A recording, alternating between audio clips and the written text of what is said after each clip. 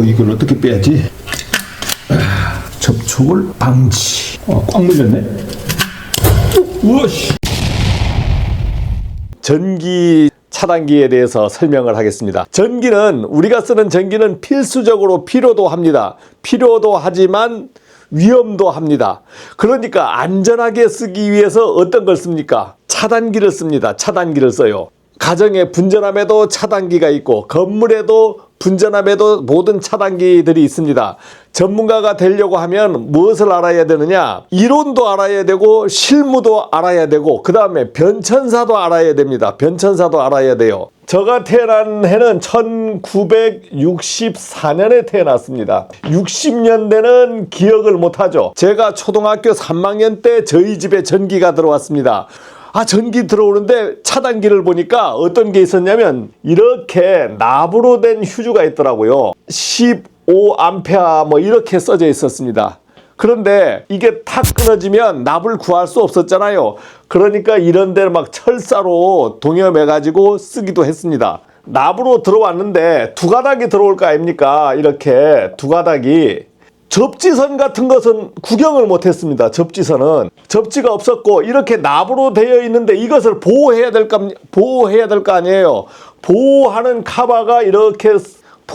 카바가 이렇게 두꺼비처럼 둥그렇게 됐단 말입니다. 두꺼비집으로 나왔다가 나중에 카바나이프 스위치가 나오면서 카바나이프 스위치라는 걸 썼습니다. 1980년대 이후에 누전 차단기가 어스 리카지 브레카라는 차단기가 보급이 되기 시작하는데 주택엔 보급이 안 되고 뭐 공장이라든가 이런 데부터 보급이 됐습니다. 1990년도부터 쭉쭉쭉쭉 변형이 돼서 나오는 것이 위험하니까 누전 차단기를 달아야 되겠다. 누전 차단기들을 달아줘야 되겠다 해서 메인에 누전 차단기를 답니다. 메인에 누전 차단기를 달아요. 여기에 ELB를 달고 그러면 이게 30A짜리가 될 거 아닙니까? 기본이.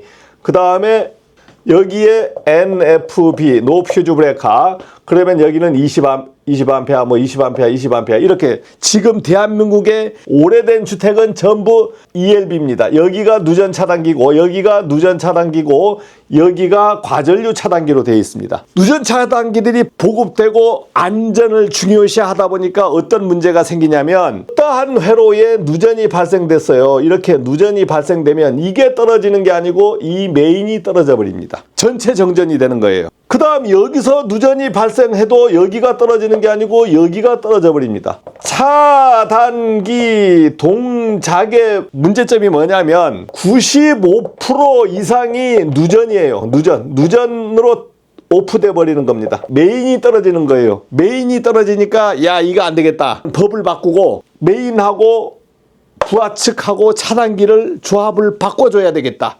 현행 차단기는 여기에 NFB, 노 퓨즈 브레이커가 붙고 그 다음에 쭉 가서 여기에 ELB가 붙습니다. 자, 새로운 명칭이 국제규격 명칭은 나왔죠. 뭐 R, 뭐 C, D 해서 새로운 명칭이 나왔지만은 지금 현재 우리가 지금 쓰고 있는 여기에 명칭이 붙어 있는 명칭들이 모든 건물의 현재 건물의 99%가 지금 명칭은 모두 어떻게 됐다? ELB로 되어 있습니다. ELB로. 현재는 ELB로 말해도 됩니다. 말해도 되는 거예요. ELB로 알고 있지 새로운 명칭을 접하지 않으면 자기가 찾아보지 않으면 있는지도 모릅니다. 있는지도 몰라요. 뭐 교육을 받거나 찾아보지 않으면 있는지도 몰라요. 지금은 여기가 전부 뭘로 되어 있다? ELB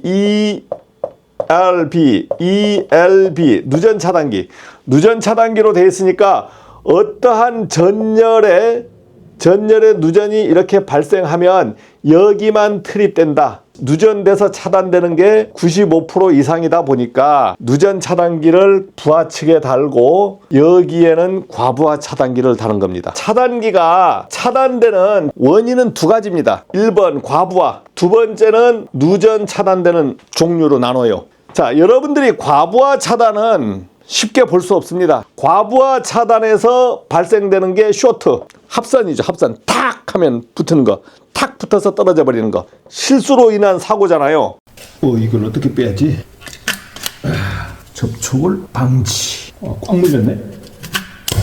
우와씨, 뭐야 이거? 누전 차단이 있는데 누전은 한 선에서 되는 겁니다. 한 선에서 전류가 밖으로 빠져나가 버리는 거예요. 두 가지로 상선이 누전되는 거하고 중성선이 누전되는 게 있습니다. 아니 보일러가 왜 안 되지? 이거 찾아봐야 돼. 전자변에 문제가 있나? 어디에 센서가 문제지? 저기 있나? 야 전기통에 빨리 내려. 이게 Y자 모양입니다. Y자 모양. 여기 중성점 콤봉하고 살아있는 선이니까 빨간 선으로 이렇게 그리겠습니다. 땅이에요. 땅이면 이 중성점을 어떻게 해버리냐면 이렇게 땅으로 접지시킵니다. 땅으로 지구로 접지시키는 거예요. 그 다음에 여기서 한 선을 땁니다. 중성선에서 한 선을 따서 이렇게 따는 거예요. 여기의 명칭을 예전의 명칭은 R상, S상, T상 또는 A상, B상, C상, L1, L2, L3 이렇게 부릅니다. L1, L2, L3 자꾸 부르려고 해도 현장에 가보면은 RST로 다 표시가 되어 있습니다. 그러니까 지금은 현재는 RST로 부를 수밖에 없어요. R상, S상, T상 하다 보니까 중성선을 N상 할 수도 있습니다. 뭐 그게 잘못된 건 아니에요. 자, 중성선. 그래서 어떤 사람은 이걸 꼭 중성선이라고 불러줘야 된다 그래요. 중성선. 자, 이렇게 되어 있을 때 전압이 어떻게 되느냐. 이 사이의 전압이 380V. 그 다음에 여기 전압도 380V입니다. 가정에서는 이렇게 쓰지 않고 이렇게 씁니다. 이렇게 뽑아내서 차단기를 이렇게 씁니다. 그래서 여기에서 나오는 전압이 얼마냐? 220V다. 이것을 우리가 표준 전압, 공칭, 정해진 전압, 전격 이렇게 부를 수가 있습니다. 중성선까지 나왔는데 접지선이 없잖아요. 그러면 접지선은 어떻게 따느냐? 이렇게 접지를 묻어요. 접지를 하나 하고 접지선은 이렇게 하나 빼냅니다. 지구로 들어갔잖아요. 어스선이라 그럽니다. 어스선. 이 인기적으로 예전에는 이 접지선하고 여기에 중성선하고 접지 저항값이 틀렸는데 지금은 어떻게 되어 있냐면 여기서 이렇게 묶어버렸습니다. 그러니까 여기하고 여기가 같이 통하는 거예요. 자, 그러면 무슨 말이냐?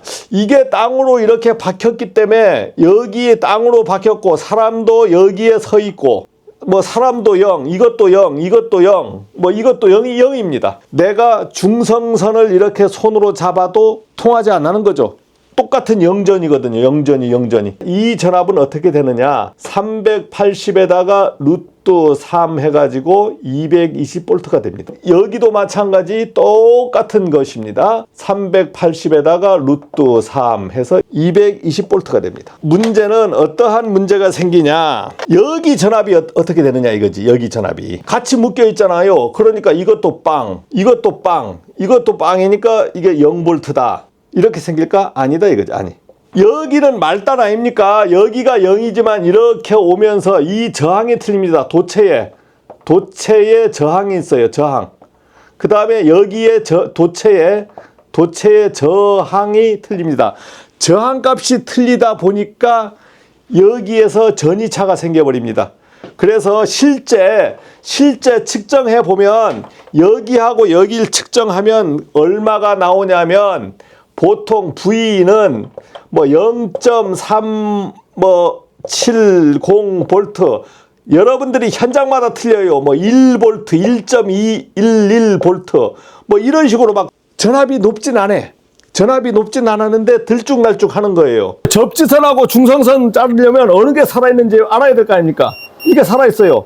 이거 죽고 이거 죽었습니다. 이게 영전이 같지만 전이차가 있어서 딱 자르면 잘립니다. 접지하고 중성선의 전압을 한번 제가 재보면 어떻게 나옵니까? 0.3536 이렇게 나오죠. 전압이 나옵니다. 전류원으로 바꿔보면은 350mA 이상이 나오는 거예요. 이제 이렇게 잘라보겠습니다. 자, 선을 잘라보겠습니다. 여기에 차단기가 동작을 합니다. 자, 자르겠습니다. 벤치가 괜찮아요. 근데 차단기가 떨어졌습니다. 1번 누전이 상선의 누전은 상선에서 전기가 새가지고 전기가 다다다다닥 새가지고 접지선으로 붙어버리는 거예요. V는 I 아래에서 IG는 R분의 V인데 상선의 전압이 표준 전압으로 그대로 계산하면 220V입니다. 근데 이 저항, 도체의 저항이 여기서 접지돼 가지고 이렇게 흘러나가는 거 아닙니까? 이렇게 흘러나가는 거예요. 이 전선의 저항을 계산해야 되는데 봐보겠습니다. 만약에 저항을 1로 봤을 때는 220A가 됩니다. 220A면 누전 차단기 동작 전류는 30mA입니다. 수백 배가 흘러버리는 거죠. 그런데 도체의 저항을 1로 보는 것이 아니고 도체의 저항이 0은 안 되거든요. 0보다는 커요. 아주 적습니다. 만약에 0.1ohm이야. 그러면 이게 220이야. 어떻게 됩니까? 2200A가 됩니다. 이것을 킬로암페어로 고쳐보면은 2.2kA입니다. 이렇게 차단기에 보면은 여기에 30A 전격인데 2.5kA 이렇게 되어 있습니다. 이거하고 이것을 쇼트 시켰을 때 이제 전류가 2200A 정도 흐를 수 있다는 겁니다. 계산상 1500A는 넘지 않을 것이다 해서 차단기에 여기가 버티는 전류를 2.5kA까지 버틴다고 되어 있습니다. 0.1ohm이라고 했을 때는 쇼트 시켜버리면 빵 하면서 2200A가 흐르는 거예요. 그러니까 불꽃도 튀고 뭐 정신이 없습니다. 벤치를 땅 잡으면 벤치날이 다 날아가 버리죠. 벤치로 상선하고 접지선을 한번 잘라보겠습니다. 벤치날이 날아갔습니다. 벤치 날을 날리려고 하면 220A로 되겠습니까? 2200A 정도는 돼야 빵 날릴 거 아닙니까? 자, 중성선 누전은 IG는 R분의 V다. 중성선하고 접지선하고 전압을 재면 얼마 나온다고 했습니까? 뭐 보통 0.37V라고 보겠습니다. 저항을 그냥 1로 보겠습니다. 0.37A 곱하기 1000 하면은 370mA입니다. 차단기의 동작 전류는 ELB의 동작 전류는 30mA 이상이면 동작합니다. 자, 이게 몇 배냐면 10배입니다. 10배. 전압이 크질 않으니까 우리가 차단기를 찾을 때 요걸 어떻게 요렇게 쇼트 시켜가지고 쇼트 시켜서 차단기 위치를 찾는 사람도 있어요. 붙였는데 전류는 크지 않다. 그러니까 벤치날이 날아가는 전류는 아니다 아닙니까? 그래서 딱 잘라보면 그대로 그냥 벤치날이 안 날아가는 거예요. 자, 자르겠습니다. 오, 벤치가 괜찮아요. 근데 차단기가 떨어졌습니다. 여기에 사람이 이제 이렇게 서 있다 아닙니까? 서 있고 사람이 여기로 잡아서 감전 당했을 때 사람이 죽느냐 사느냐에 문제가 생깁니다. 감전을 상선에서 감전을 당해 보겠습니다. 상선에서 감전을 당해 볼 거예요.